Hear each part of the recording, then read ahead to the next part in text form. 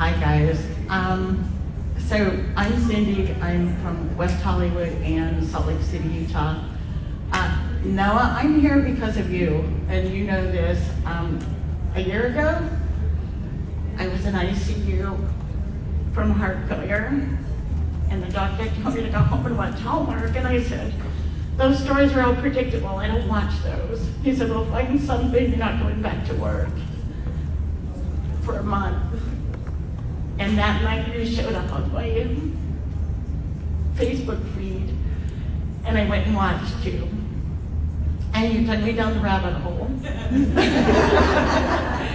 And I couldn't get out. And your movie was your Vertical was the very first one I watched.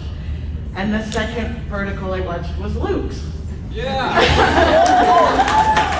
Like I said, no one first.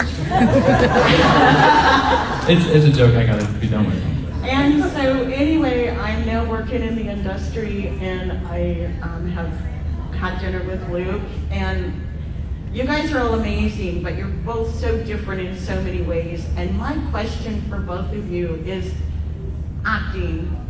Did you go to schools? Do you what method method Meisner, what type works for you? Because I know there's a lot of people in the audience that have always wondered, how did they become actors, and did they improve their skills by going to acting school?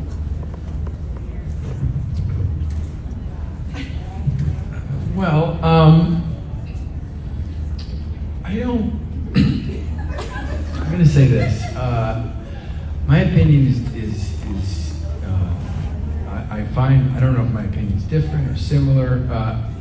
Acting it's a hobby. Acting is a hobby. It's not life. It's a hobby, like drawing or it's a hobby. Building Legos. It's a hobby, and it's not life at all. Now, does it consume people's life? Yeah. Does it consume mine? Yeah, for sure. But it's a hobby, and I realized there was a point when I was hypothetically, I was killing myself to do this stuff, and then I realized it's kind of pointless. Because at the end of the day, we're all doing what it is. We're all doing it. We're doing it right now. They just put a camera on you, and I think for those that make it life, it's pretty dumb, in my opinion. The whole method thing you're talking about, I still think that acting is you do your own method, in my opinion. And maybe that be controversial, whatever you want to say.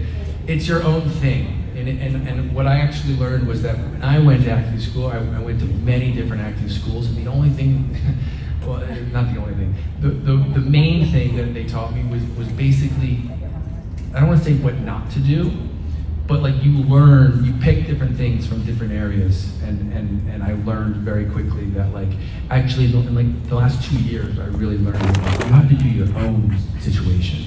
You got to figure it out on your own. You got to do your own thing. Because if you try to match certain things, you're just going to be a mess.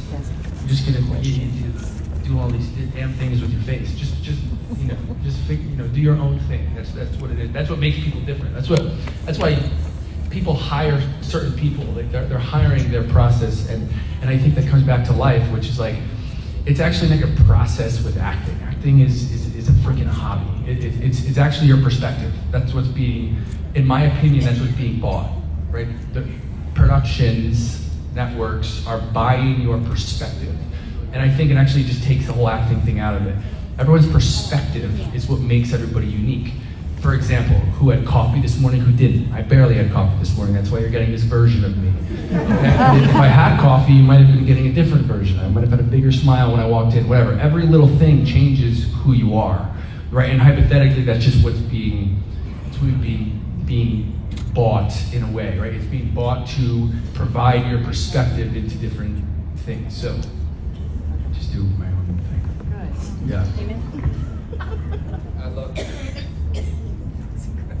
I love that because I 100% agree.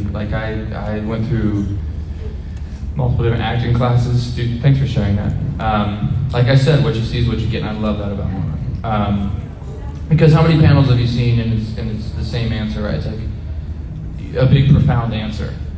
And I heard a quote from Robert De Niro that he said, "I'm a big fan of whatever works," right? Oh, yeah. And when I was trying hard, it just wasn't working. And then when the term you'll hear is grounded. I grounded in the character. And then it comes to life because there's a big part of you that's in that character, right? And I noticed that's when things really shifted for me. And something he said, which also ties to another thing I heard Matthew McConaughey say, and Noah is embodying that really well. He's like, Hollywood is this mistress that the minute, if you need it, she'll never come your way. If you need it. The minute that you don't need it at all is when she might just pay you a visit. And I know for me, the minute I stopped caring, and I don't know what performances of ours or the things you guys think about when you think of us, or, oh my gosh, the acting was great in that. I'd be curious to even, in fact, know, because I could tell you in most of those performances that went well, it was just being so damn honest, and doing it my own way. Vertical World, I'll draw to a Vertical example. Because yes, these acting classes, they helped, and I took acting classes in college, secretly actually, and then I took acting classes out here in New York. I was trying to learn the craft, but none of it mattered until I got honest, because I was just, doing what Noah's saying, being a counterfeit of something else, trying to find the character. But things really started switching when it was like, no, I'm going to be myself in that situation, right? I did this British Vertical a couple years ago, and Runaway Princess Bride. I'm just thinking of one place in the Vertical world where I could show you what I'm trying to say. And the way he was written was very brooding and there's this time and a place for that. But I read it and I thought, no, man, he's a sweetheart. No, I think he's a sweetie. And so I just very honestly brought myself to that and played him like a very honest part of myself, I thought about my family when I was playing that role, and it was just very honest, and it came out of me very honestly. And I think that if you also make whatever you worship rules you, and if you worship an acting career, if you make an acting career as well, the pinnacle of life, and it's taken me my life to learn this lesson, it'll rob you of your soul at the same time. It will absolutely rob you of your soul. Versus if you treat an acting career as an opportunity to show up, then a lot of things start to work themselves out. It doesn't mean you don't work hard, doesn't mean you don't audition your face off, it doesn't mean any of that, but how many people have you seen who it just runs them dry, it runs them ragged, it rips their soul out, right? So if you don't need it, it might just come your way and you can give a truly honest performance. But there's not one method that gets you there, right? It's the one that you find. I totally agree with that. Thank you. And Runaway Princess Bride was my second movie. Runaway Princess Bride was my second movie I saw. Oh, amazing. Noah's was all about love or something like that. So, but thank you both, because I have enjoyed this year of the journey, and I thank you both for that.